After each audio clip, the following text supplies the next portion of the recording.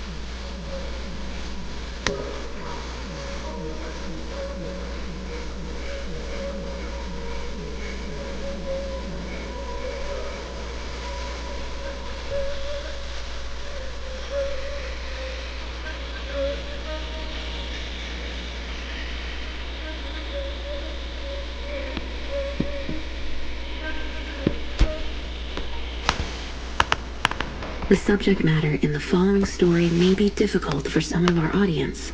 Listener discretion is advised. Reflecting on the path here and the path ahead, this is A Day to Listen, in partnership with the Gord Downey and Chani Wenjack Fund. Samhit La, this is A Day to Listen. My name is Kiefer Collison. I'm from a small community on the island of Haida Gwaii, more specifically known as Old Masset. I consider myself just a kid from the res. Clint Davis went from Goose Bay to Bay Street. He is the CEO of Cedar Leaf Capital, the first ever Indigenous majority-owned investment dealer in the country. Now, Clint, can you kind of take me back 10 years ago, maybe when the calls to action came out, and your feelings at that time, and how that affected the world around you? Having these sort of synthesized 94 calls of action where any Canadian could look at this and be able to identify how they can play a part and play it and have a difference in this, I think is quite remarkable. And so whenever I would talk publicly about this, I would always encourage the audience to just pick this up and just go through it and to see what you can do as a Canadian to have a positive impact. I think it means for the country to take a moment to think about what it is to achieve practical, pragmatic, and real reconciliation. The one thing I do get a little bit worried about is whether or not we're at a stage where we're sort of paying some lip service to this without making some of the real tough decisions. And I think some of the tough work that's happening, either in business or in child services or in governance and so on, it really is being led by Indigenous leadership. For me, I look at Truth and Reconciliation Day as a bit of a marker to see how far we've gone as a country over the past year and to hopefully maintain that path so we can work towards an equitable position for Indigenous and non-Indigenous people in this country. So when you look at the basic human needs that exist, anywhere from clean water to food security to access to adequate health care and so on, you know as well as I do that that just simply doesn't exist, or it exists at a substandard level for too many communities in this country. This is something that, as one of the richest countries in the world, that is no longer something that should be tolerated.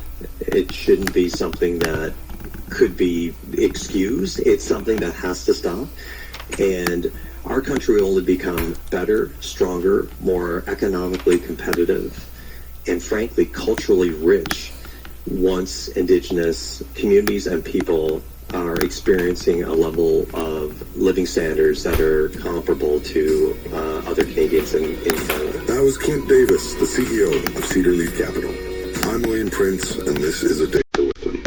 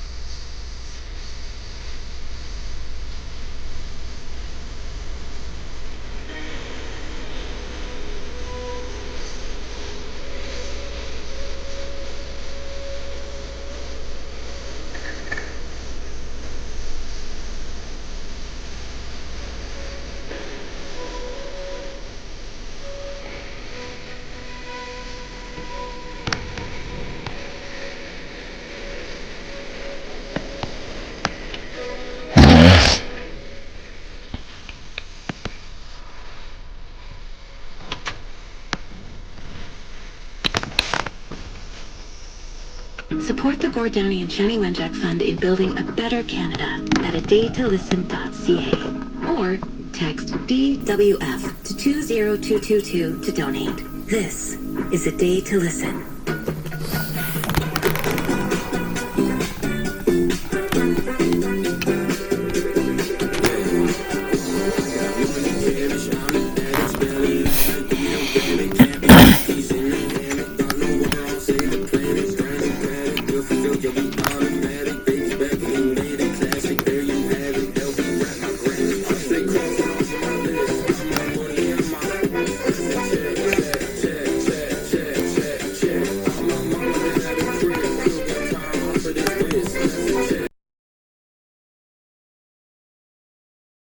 Voices of Indigenous peoples in partnership with the Gord Downie and Shani Wenjack Fund.